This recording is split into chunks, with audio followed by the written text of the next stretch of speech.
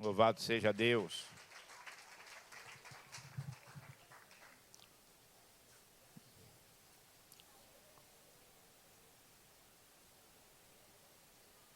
Amém. Quero convidar agora o nosso preletor dessa noite, o Peterson. Muito bem.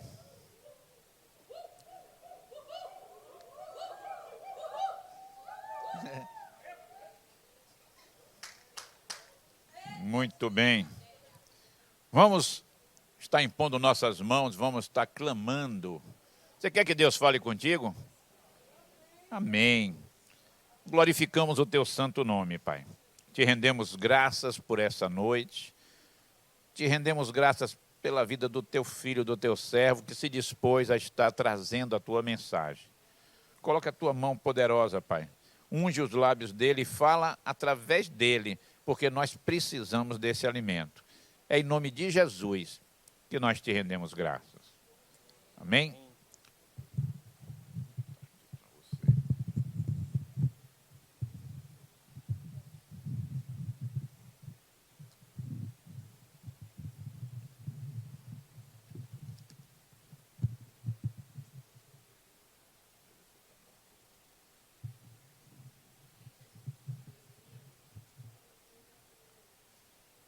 Graça e paz. Me senti Roberto Carlos agora com isso aqui, né?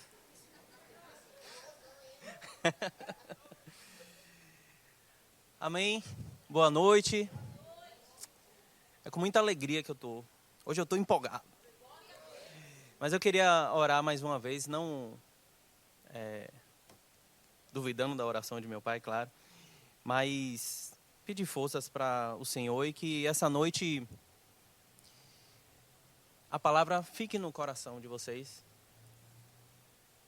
Senhor Deus, Pai, muito obrigado por essa oportunidade, Pai. Pai, me tira todo o medo que me faz pedir que Moisés suba. Faz a tua vontade, Pai. É em nome do teu filho amado, para a honra e glória dele, Senhor Deus. Nós queremos pregar, Senhor Deus, na tua casa, a tua salvação, Pai. Só ele, Pai, é digno de toda a honra e toda a glória. Amém. Bruno. Bruno está aqui? Está lá. Hoje a palavra é Marcos 10.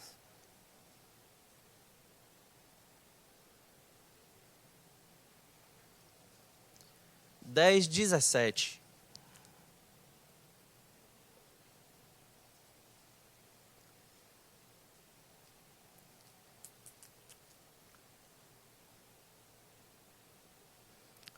Hoje o óculos não vai ficar caindo, não. O negócio é sério, viu, Paulinho? Ficar aqui em cima.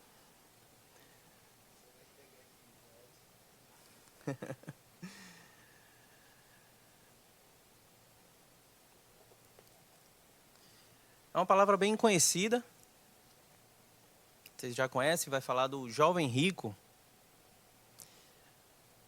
Mas não fiquem preocupados, porque eu não vou mandar vocês venderem tudo para... O foco não é dinheiro. Amém? Dá para ler ali. Todo mundo abriu?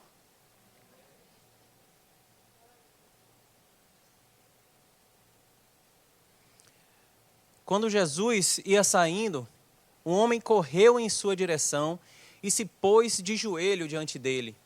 E lhe perguntou: Bom mestre, que farei para herdar a vida eterna? Respondeu-lhe Jesus: Por que você me chama de bom? Ninguém é bom a não ser um, que é Deus. Você conhece os mandamentos: não matarás, não adulterarás, não furtarás, não darás falso testemunho, não enganarás ninguém, honra teu pai e tua mãe. E ele declarou: Mestre, a tudo isso obedeço. Não, a tudo isso tenho obedecido desde a minha infância, desde a minha adolescência.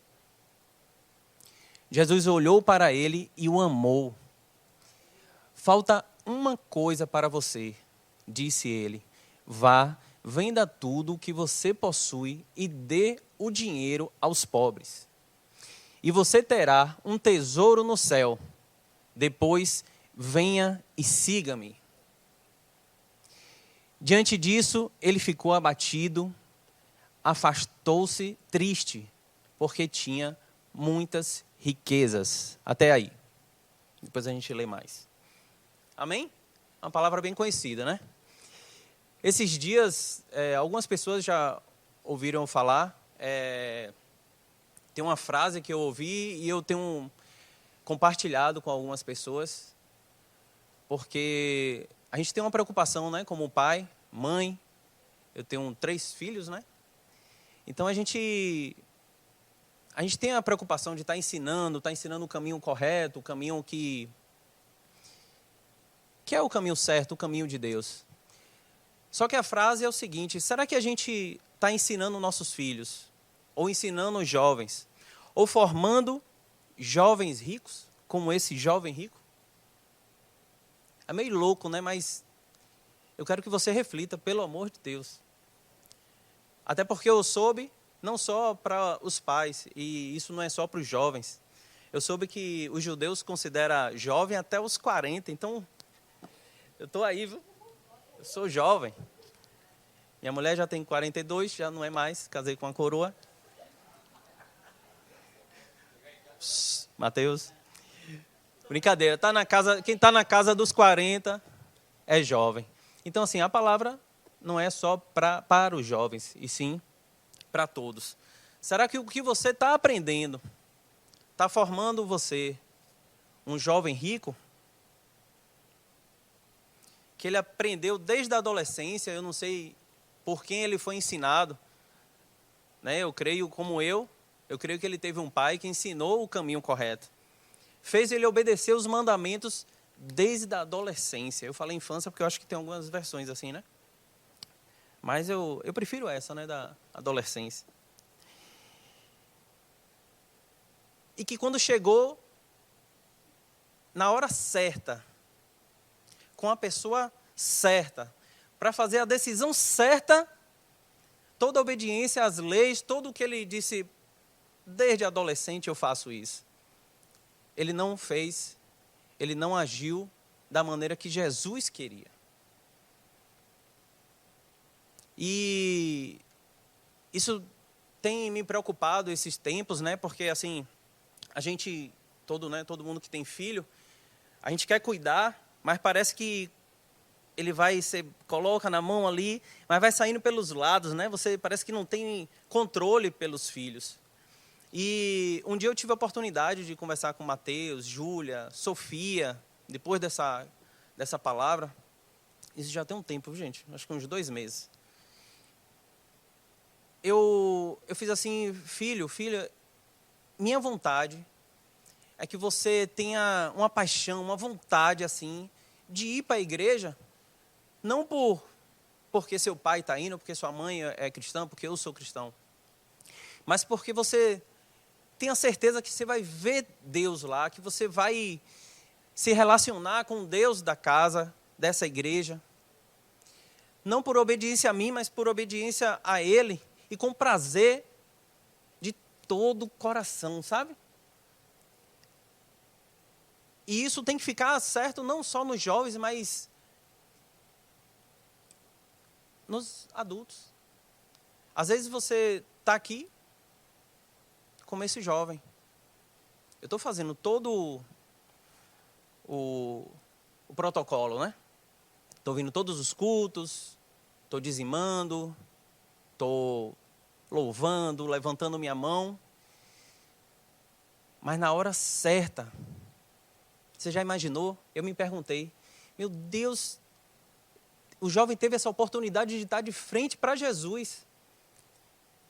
Quem não queria isso? Conhecer Jesus face a face.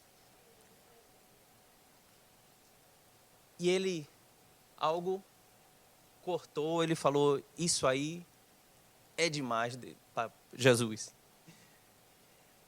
Eu já obedeci, eu já me sacrifiquei, mas isso aí não dá, e aí saiu triste. Essa é só a introdução, tá? No versículo 17, coloca aí.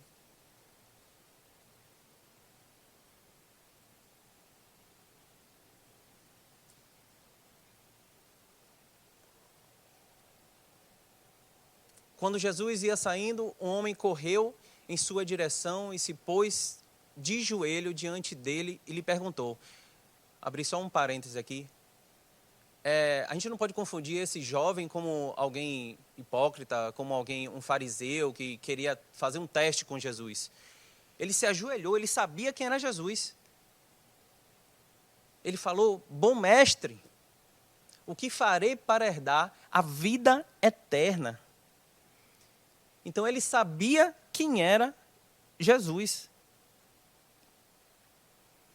Ele não era arrogante e ele se prostra diante de Jesus. E aí a primeira coisa que eu quero deixar, mesmo com todo o status dele, né? O cara, se você for ler em outros evangelhos, você vai ver que ele não era só rico, chama ele de riquíssimo. Talvez era um influência aí, barão, conhecedor da palavra, fazia tudo certo, mas ele tinha algo que faltava nele. E algo muito importante, e é isso, sabe, assim, eu falei que eu não ia falar sobre dinheiro, mas é algo que faltava nesse jovem, e que pode estar faltando em alguém aqui. Eu já contei testemunho e eu só fui descobrir isso há um bom tempo na igreja.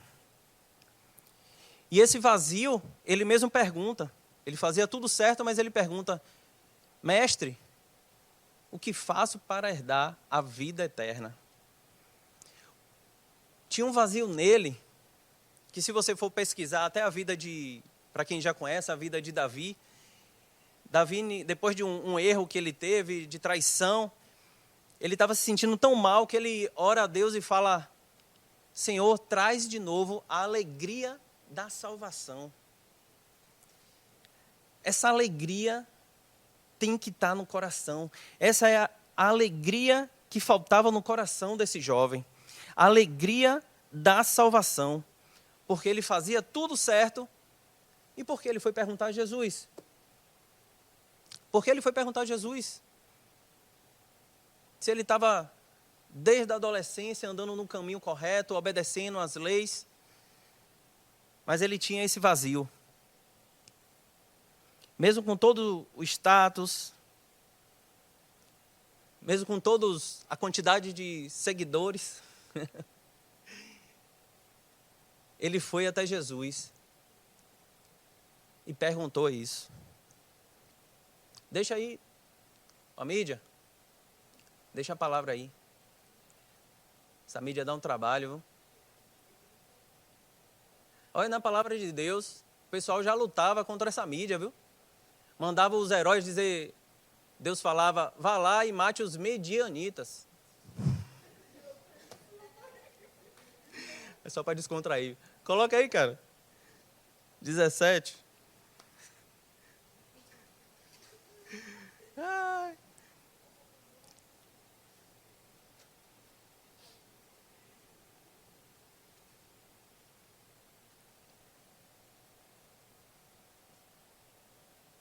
Passa. O 20 agora.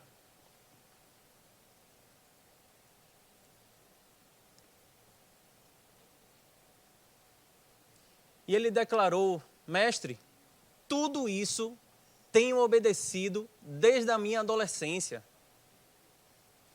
Jesus olhou para ele e o amou. Para aí. Peterson, vamos entender. Você está falando que você tem medo da gente estar aprendendo como um jovem rico, que obedece todos os mandamentos. Então, você está dizendo para não obedecer os mandamentos? Não. Olha o que aconteceu. Ele falou que obedecia desde a adolescência. Jesus olhou para ele e o amou. Cara, eu fico imaginando assim, Jesus dizendo, rapaz, esse era um seguidor que eu queria. Esse daí vai ser perfeito, ele obedece desde a infância. Jesus estava com a igreja toda bagunçada, Pedrão, Judas, né? Então, alguém que obedecia desde pequeno ia ser interessante. Só que Jesus sabia no coração, o sabia e examinava o coração dele. E sabia que tinha algo que ele não iria deixar. Por isso que ele largou essa pergunta na lata. Vá. Pergunta não, ele falou com ele para fazer. Vá, venda tudo o que você possui e dê o dinheiro aos pobres. E você terá um tesouro no céu. Meu Deus, ele ia largar tudo aquilo para ter tudo aquilo lá. Eu me perguntei hoje, e aí, eu e minha esposa, a gente conversando, o que você faria? E a resposta é a mesma. Que o Senhor tenha misericórdia de nós. Eu não sei se às vezes a gente está assistindo um filme e tem uma luta para deixar de assistir um filme para poder ler a Bíblia. Imagine vender tudo e dar para os pobres. E você terá o tesouro no céu. Depois venha e siga-me. A obediência chamou a atenção de Jesus e ele o amou.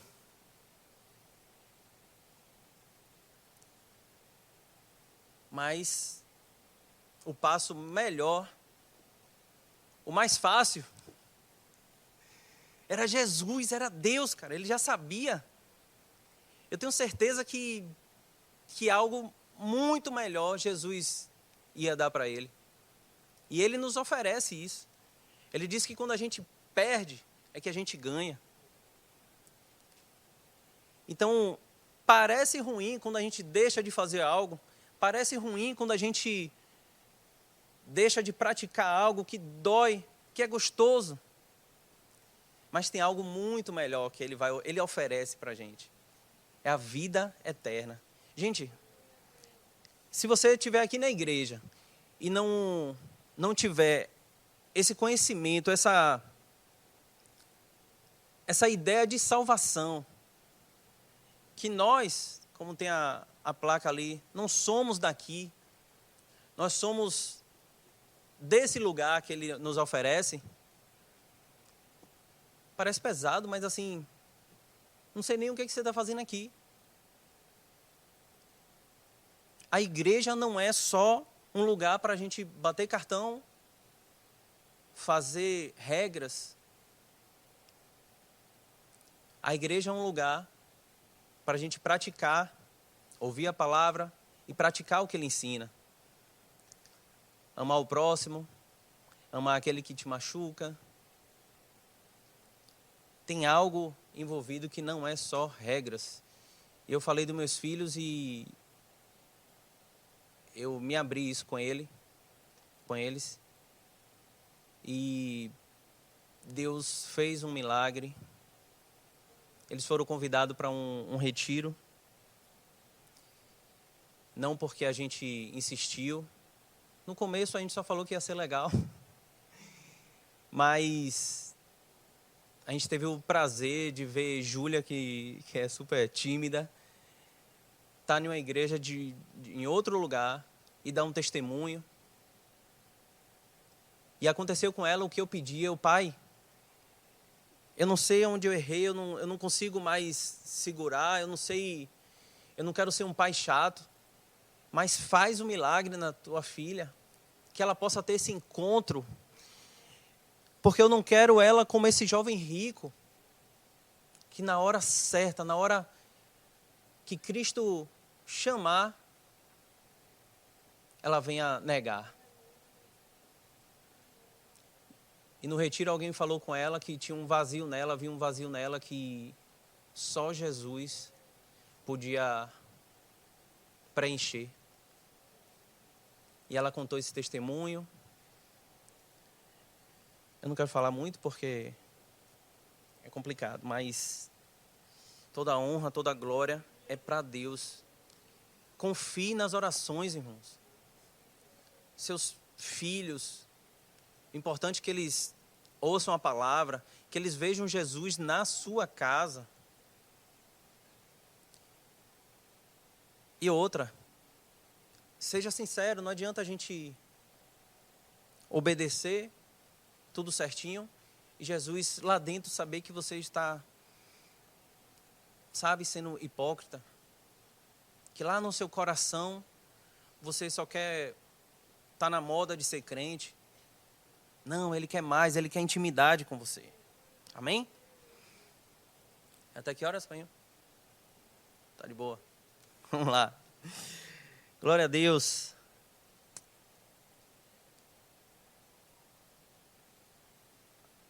Ainda nesse verso, o 20,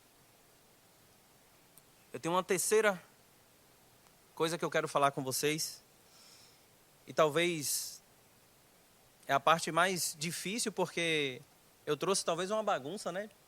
De ideia. Peraí, você está falando do jovem rico? Qual foi o erro dele?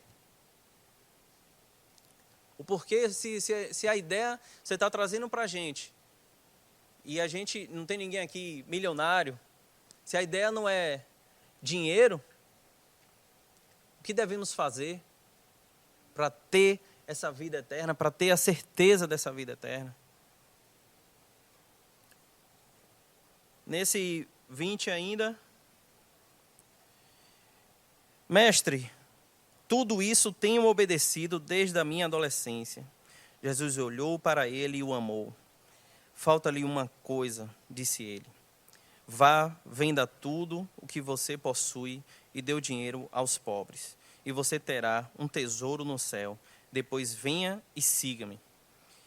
Diante disso, ele ficou abatido e afastou-se triste, porque tinha muitas riquezas.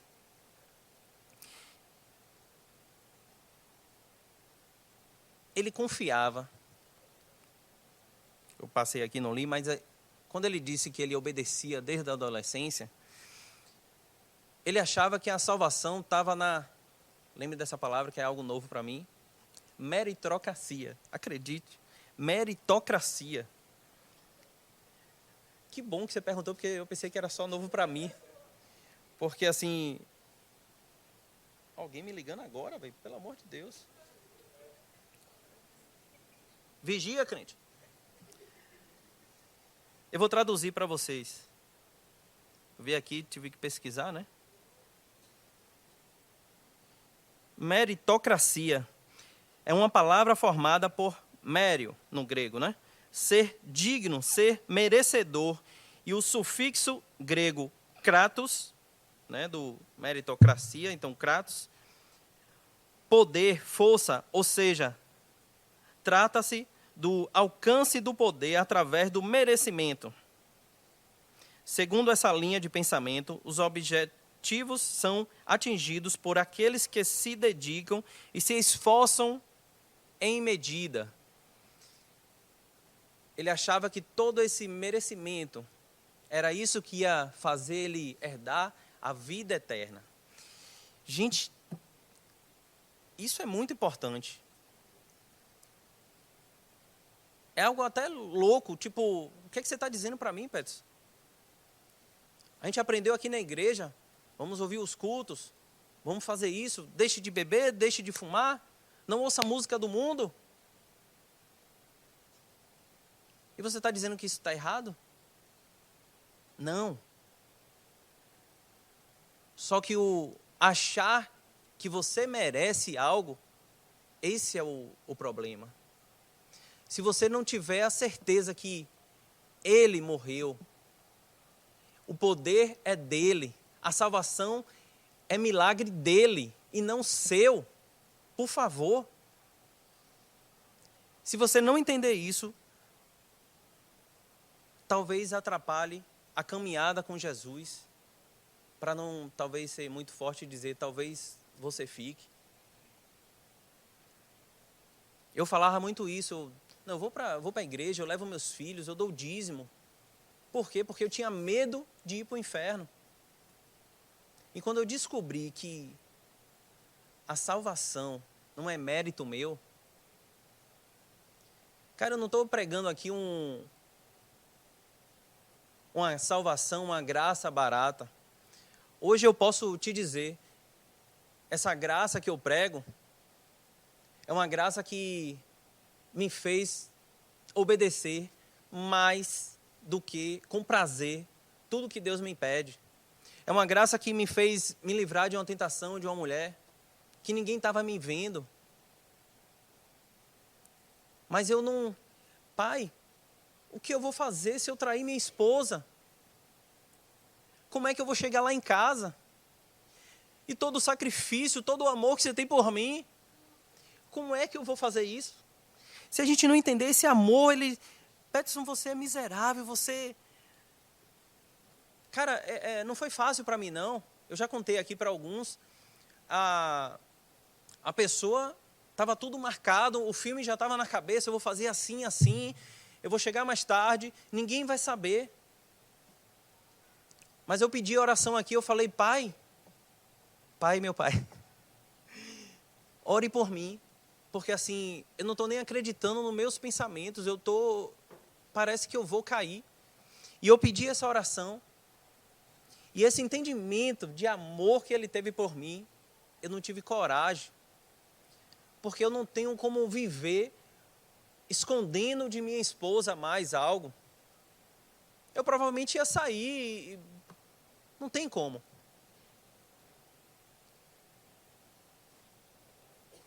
Poxa, esse Peterson só fala de graça. Mas você conhece outra maneira de ser salvo?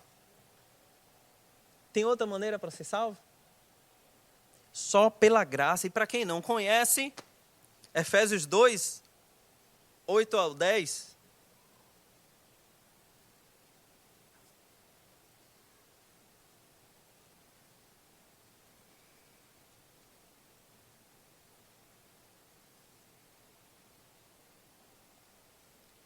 Pois vocês são salvos pela graça, por meio da fé. E isto não vem de vocês. Deixa aí. Jesus falando para o jovem rico. Você está se achando, mas isso não vem de você. A graça é dom de Deus. Não por obras. Não porque você vem desde a adolescência obedecendo. Então, gente, está vendo que não é palavras da minha boca? Não por obras, para que ninguém se glorie. Se Jesus chamasse aquele jovem rico, mesmo com o coração dele do jeito que Jesus sabia, ele ia se achar, tá vendo? Eu sou o bambambam aqui, velho. Eu já sou famoso, ainda andando com esse cara, o mestre, Jesus, filho de Deus, acabou. Porque somos criação de Deus, realizada em Cristo Jesus. Por causa de Cristo Jesus, nós temos liberdade com Deus. Em Cristo Jesus, para fazermos boas obras, as quais Deus preparou antes para nós as praticarmos. Gente, eu não fazia nada para Deus.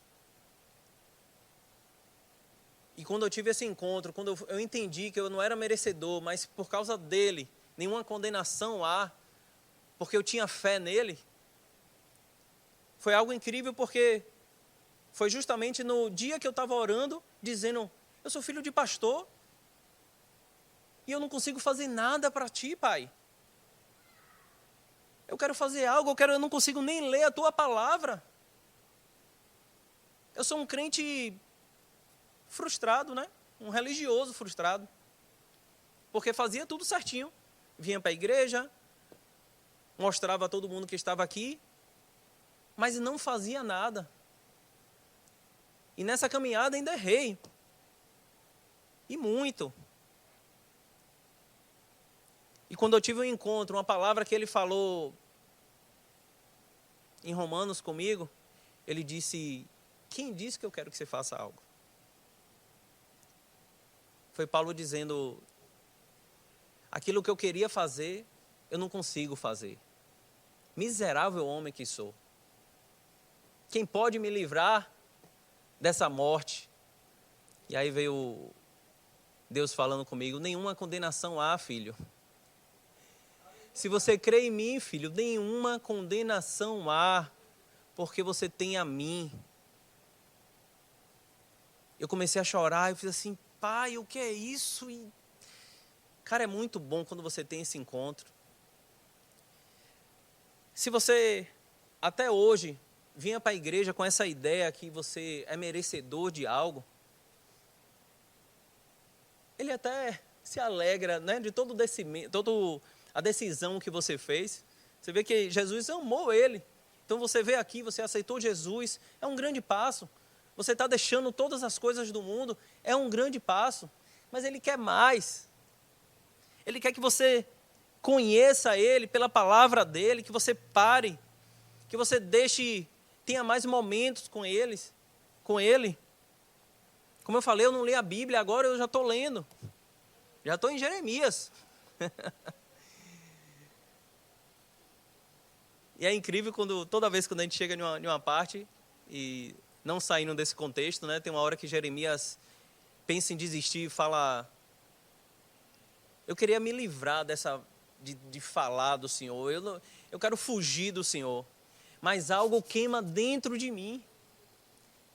Algo queimava dentro de Jeremias, que para onde é que ele ia se a palavra estava ali com ele? Para onde iremos se só Jesus tem a palavra de vida eterna? Irmãos, eu vou sempre,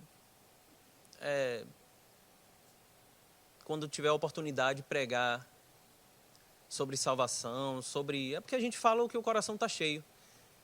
Eu realmente não sou conhecedor de ataques demoníacos. Eu sei que tudo isso existe. Mas assim, quanto mais você sabe da salvação, quanto mais você sabe do amor de Cristo, você não precisa ter medo do diabo. Você não precisa ter medo. Você não precisa nem ler aquela história de Jó que o diabo vai falar com ele. Eu creio que se ele for falar agora, Sandro, vai dizer: você vê meu servo Sandro? Aí o diabo vai falar alguma coisa, Jesus vai estar lá: epa, cala a boca, eu já morri por ele. Então a gente não precisa viver mais com medo, porque você tem Jesus Cristo, você tem a fé em Cristo Jesus. Se você não tiver, eu convido você nessa noite, eu vou chamar o pastor para orar. Se você não tiver, porque é só fé. Peterson, eu vou fazer o quê? Você tem um tanto tempo aí na igreja, o pastor, todo mundo. Cara, com Deus, com Jesus Cristo, não tem diferença se você chegou hoje, ou se eu tenho 15 anos, 13 anos, 20 anos de igreja. Se você creu que Jesus Cristo pode te salvar, até porque só Ele, meu irmão, pode te salvar. O melhor de Deus já veio, Jesus Cristo. Então creia nesse Cristo Jesus. Amém? Glória a Deus. Vou chamar o pastor.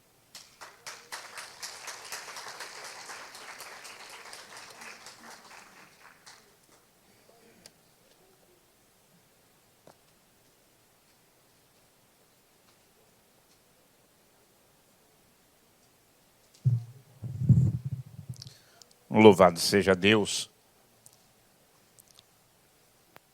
Aquele jovem, ele era tão cheio de si que ele chega dizendo: bom mestre.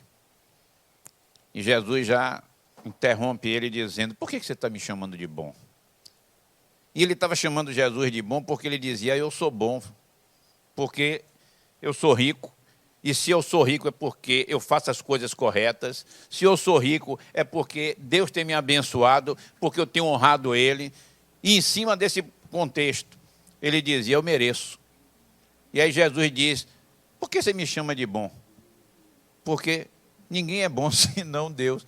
Aí Jesus já vai descartando ele, dizendo: olha, você está chegando aqui tirando onda, dizendo que é bom. Deixa eu te mostrar logo, só tem um que é bom. Então baixa teu facho, que você já está vindo aqui com uma qualidade errada. E é justamente isso que muitas vezes nós temos que analisar. a gente vem cheio de axiologias, porque eu sou, porque eu mereço, porque eu nunca matei, eu nunca roubei, porque eu tenho minhas qualidades. Deus, eu sei que não vai me levar para um lugar ruim. E é tudo da boca para fora. O Peterson, encerrando a mensagem, ele disse: olha, se tiver alguém aqui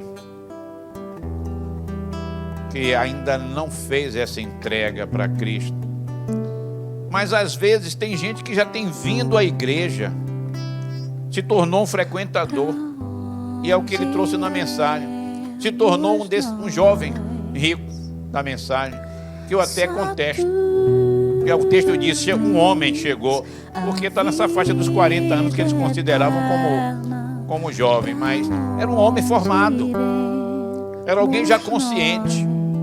E às vezes você está na igreja pensando: não, eu já tenho de tudo aqui, eu já sei o que é, vai pregar ali, eu já conheço qual é a mensagem.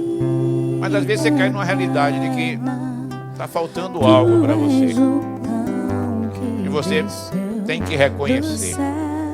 Então eu quero fazer um apelo, mantendo a linha. Se tiver alguém aqui que ainda está sentindo que precisa, olha, ainda tem um complemento aqui para a minha vida, eu ainda preciso de algo, ou eu estava todo metido, eu tenho que confessar que eu estava me achando, e essa palavra é para até puxar meu tapete e mostrar que eu não sou nada. Vamos ficar em pé?